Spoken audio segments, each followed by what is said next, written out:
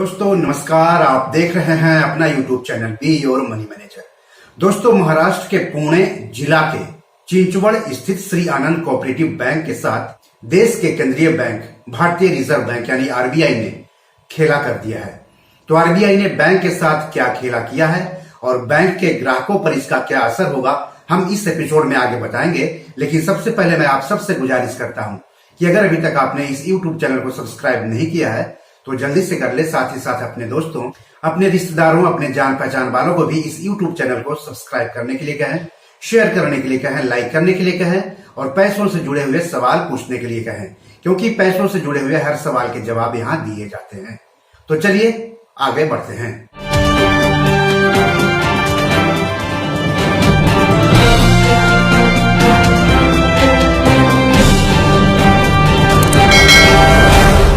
तो आरबीआई ने महाराष्ट्र के पुणे जिला के चिंचवड़ स्थित श्री आनंद कोऑपरेटिव बैंक का लाइसेंस रद्द कर दिया है। लाइसेंस रद्द कर दिए जाने के बाद अब इस बैंक के बैंकिंग कारोबार पर 7 जुलाई 2022 के कारोबार की समाप्ति के बाद पूरी तरह रोक लग गई है, यानी बैंक अब बैंकिंग कारोबार नहीं कर सकेगा। आरबीआई ने साथ ही महाराष्ट्र के सहकारिता आयुक्त और सहकारी समितियों के रजिस्ट्रार से बैंक को बंद करके बैंक के लिए एक परिसमापक यानी लिक्विडेटर नियुक्त करने का आदेश भी जारी करने का अनुरोध किया है।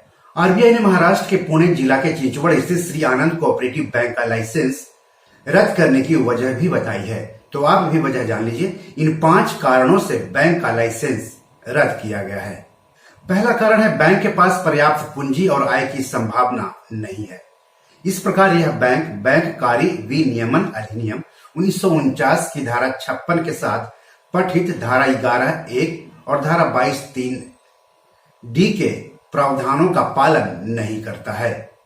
आरबीआई ने लाइसेंस रद्द करने की जो दूसरी वजह बताई है वो यह है कि बैंक कार्य विनियमन अधिनियम 1949 की धारा 56 के साथ पठित धारा 22(3)A, 22(3)B, 22(3)C, 22(3)D और 22(3)E की आवश्यकताओं का पालन करने में विफल रहा है, यानी बैंक मौजूदा कानून के कई प्रावधानों का पालन करने में नाकाम रहा है। तीसरी वजह बैंक का लाइसेंस रद्द करने की जो बताई है आरबीआई ने, वह है बैंक को जारी रखना उसके जमाकर्ताओं के हितों के प्रतिकूल है। चौथी वजह है बैंक अपनी मौजूदा वित्तीय स्थिति के कारण अपने मौजूदा जमाकर्ताओं का पूर्ण भुगतान करने में असमर्थ होगा। और पांचवी वजह, यदि बैंक को आगे अपने बैंकिंग कारोबार को जारी रखने की अनुमति दी जाती है तो सार्वजनिक हित पर बुरा असर पड़ेगा, प्रतिकूल असर पड़ेगा। तो इस तरह से इन 5 कारणों से आरबीआई ने कि Shri Anand cooperative bank limited का बैंकिंग लाइसेंस रद्द कर दिया है 7 जुलाई 2022 से।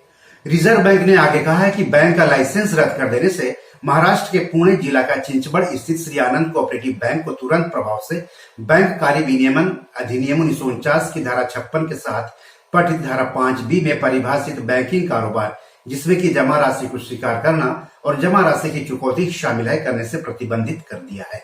हम बात कर रहे हैं महाराष्ट्र के पुणे जिला स्थित चिंचवड़ के Shri Anand cooperative bank limited के जो बैंकिंग लाइसेंस रद्द किए गए हैं उसके बारे में। तो बैंक तो अब बंद हो गया है। ऐसे में अब सवाल उठता है कि बैंक के खाता धारकों को क्या पूरा पैसा वापस मिल सकेगा या कुछ पैसा गंवाना पड़ेगा। तो इसके जवाब में आरबीआई का कहना है कि लाइसेंस रद्द करने और परिसमापन यानी लिक्विडेशन कार्यवाही शुरू करने के साथ DICGC अधिनियम 1961 के अनुसार श्री आनंद कोऑपरेटिव बैंक के जमाकर्ताओं के भुगतान की प्रक्रिया शुरू की जाएगी। यानी बैंक के जमाकर्ताओं को अपनी जमा राशि के पूरे पैसे बैंक से नहीं बल्कि निक्षेप बीमा और प्रत्यय गारंटी निगम यानी DICGC, जिसका फुल फॉर्म है deposit insurance and credit guarantee corporation, से मिलेंगे। इसकी वेबसाइट का लिंक इस वीडियो के डिस्क्रिप्शन में आपको मिल जाएगा। परिसमापन के बाद हर एक जमाकर्ता को DICGC अधिनियम 1961 के प्रावधानों के अधीन निक्षेप बीमा और प्रत्यय गारंटी निगम से अपनी जमा राशि का 5 लाख रुपए तक की मौद्रिक सीमा तक की जमा राशि, बीमा दावा राशि का अधिकार प्राप्त होगा। यानी 5 लाख रुपए तक ही किसी भी ग्राहक को मिलने की उम्मीद है, भले ही बैंक में उनके कितने भी अकाउंट हो और उन अकाउंट में चाहे कितना भी पैसा क्यों न जमा हो, बाकी के पैसे डूब जाएंगे।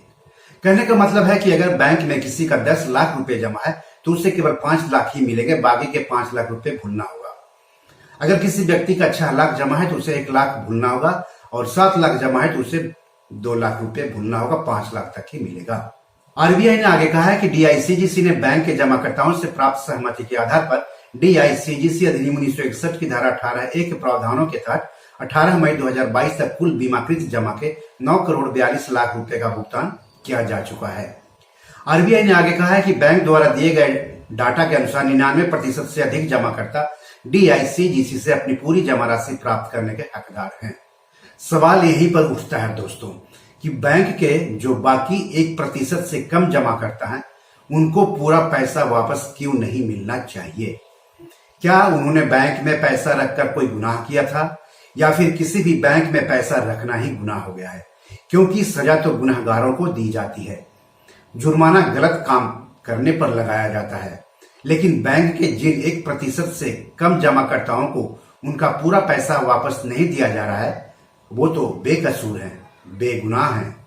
उनको किस काम की सजा दी जा रही है? मेरे हिसाब से आरबीआई को बाकी के 1% से कम जो जमा करता है उनका भी ख्याल रखना चाहिए। उनके पूरे पैसे का क्या होगा? उनका भी पूरा पैसा उनको वापस मिलने चाहिए। आरबीआई, केंद्र सरकार, राज्य सरकार को इस बारे में गंभीरता से सोचना होगा। बैंक ग्राहकों को भी एक प्लेटफॉर्म पर आकर सरकार से इसकी मांग करनी होगी। सरकार और आरबीआई को बैंक के लाइसेंस रद्द होने या डूबने की स्थिति में सभी बैंक ग्राहकों के उनके पूरे पैसे वापस दिलाने के लिए कानून बनाना चाहिए। ये कैसा कानून है जिसमें दोषियों और जिम्मेदार लोगों के खिलाफ सख्त कार्रवाई के बजाय उन लोगों के खिलाफ कार्रवाई की जा रही है जिन लोगों ने अपनी मेहनत से कमाए पैसों में से पाई जमा करके बैंक पर भरोसा करके उसमें पैसे जमा किए थे। अब महाराष्ट्र के पुणे जिला के चिंचवड़ स्थित श्री आनंद कोऑपरेटिव बैंक के ग्राहकों को पैसे वापस लेने के लिए परिसमापक यानी लिक्विडेटर से संपर्क करना होगा। परिसमापक जमाकर्ताओं की राशि के हिसाब से लिस्ट बनाता है, बैंक की संपत्ति की लिस्ट बनाता है, जमाकर्ताओं को कितनी रकम वापस करना है उसकी लिस्ट बनाता है और उसे डीआईसीजीसी को सौंप देता है। आपको बता दूं कि इस बैंक पर आरबीआई ने 25 जून 2019 को पहली बार 6 महीने के लिए प्रतिबंध लगाया था। बाद में प्रतिबंध की अवधि को संशोधित किया जाता रहा और अब 7 जुलाई 2022 से इसका बैंकिंग लाइसेंस ही रद्द कर दिया गया। दोस्तों, ये कोई पहला मौका नहीं है जिसमें कि बैंक का लाइसेंस रद्द किया गया है। इसके पहले भी कई सारे बैंक के लाइसेंस रद्द कर दिए गए हैं, खास करके कोऑपरेटिव बैंक के। तो महाराष्ट्र के पुणे जिला के चिंचवड़ स्थित श्री आनंद कोऑपरेटिव बैंक का लाइसेंस रद्द करने से पहले पिछले कुछ समय में कई और सहकारी बैंक के लाइसेंस रद्द कर दिए गए हैं। तो कुछ के नाम आप भी जान लीजिए। कर्नाटक के दावणगेरे जिला स्थित मिल्लत सहकारी बैंक का लाइसेंस रद्द कर दिया गया है। कर्नाटक के ही बागलकोट के दीमुधोल सहकारी बैंक का लाइसेंस रद्द किया गया है। उत्तर प्रदेश के कानपुर स्थित पीपल्स कोऑपरेटिव बैंक का लाइसेंस रद्द किया गया है। महाराष्ट्र के जालना के मंठा अर्बन कोऑपरेटिव बैंक का लाइसेंस रद्द किया गया है। महाराष्ट्र के नासिक जिला स्थित इंडिपेंडेंस कोऑपरेटिव बैंक का लाइसेंस रद्द किया गया है। महाराष्ट्र के रायगढ़ जिले के पनवेल स्थित कर्नाला नागरी सहकारी बैंक का लाइसेंस रद्द किया गया है। गोवा के मड़गांव स्थित मड़गांव अर्बन कोऑपरेटिव बैंक का लाइसेंस रद्द किया गया है। महाराष्ट्र के लातूर स्थित doctor Shivajirao Patil Nilangekar urban cooperative bank का लाइसेंस रद्द किया गया है। महाराष्ट्र के पुणे स्थित शिवाजीराव भोसले सहकारी बैंक का लाइसेंस रद्द किया गया है। पश्चिम बंगाल के बागनान स्थित यूनाइटेड कोऑपरेटिव बैंक का लाइसेंस रद्द किया गया है। महाराष्ट्र के अमरावती के वारूद स्थित भाग्योदय फ्रेंड्स अर्बन कोऑपरेटिव बैंक का लाइसेंस रद्द किया गया है। महाराष्ट्र के कोल्हापुर के इचलकरंजी स्थित शिवम सहकारी बैंक का लाइसेंस रद्द किया गया है। महाराष्ट्र के उस्मानाबाद स्थित वसंतदादा नागरी सहकारी बैंक का लाइसेंस रद्द किया गया है। इसके अलावा महाराष्ट्र के कोल्हापुर स्थित सुभद्रा लोकल एरिया बैंक का लाइसेंस रद्द किया गया है और मुंबई का सबसे पुराना कोऑपरेटिव बैंक DCKP सहकारी बैंक का लाइसेंस रद्द किया गया है। इसकी स्थापना 1915 में की गई थी। तो इस तरह से आपने देखा कि कितने सारे कोऑपरेटिव बैंक के लाइसेंस रद्द किए गए हैं। तो किसी भी सहकारी बैंक में अगर आपका खाता है, आप किसी सहकारी बैंक में खाता खुलवाने जा रहे हैं तो अपने खाते को लेकर के सतर्क रहिए, अपने पैसे को लेकर के सतर्क रहिए। बैंक से जुड़ी हुई खबरों पर हमेशा नजर रखें, क्योंकि जब बैंक का लाइसेंस रद्द कर दिया जाता है या फिर बैंक पर प्रतिबंध लगा दिया जाता है तो फिर पैसे निकालना मुश्किल हो जाता है, आपके पैसे वहां पर फंस सकते हैं। तो बी और मनी मैनेजर में आज इतना ही, लेकिन अपने फाइनेंशियल सफर को सुहाना बनाने के लिए देखते रहिए अपना यूट्यूब चैनल बी और मनी मैनेजर और पढ़ते रहिए beyourmoneyManager.com। तो आज इतना ही, धन्यवाद, नमस्कार।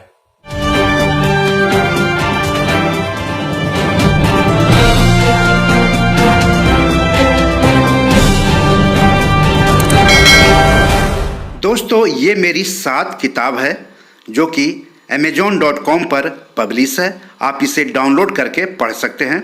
इन किताबों के लिंक्स इस वीडियो के डिस्क्रिप्शन में दिए हुए हैं। इन 7 किताबों में से 5 किताब मनी मैनेजमेंट पर है, यानी पैसा निवेश करके अधिक पैसा कैसे कमाएं पर आधारित है।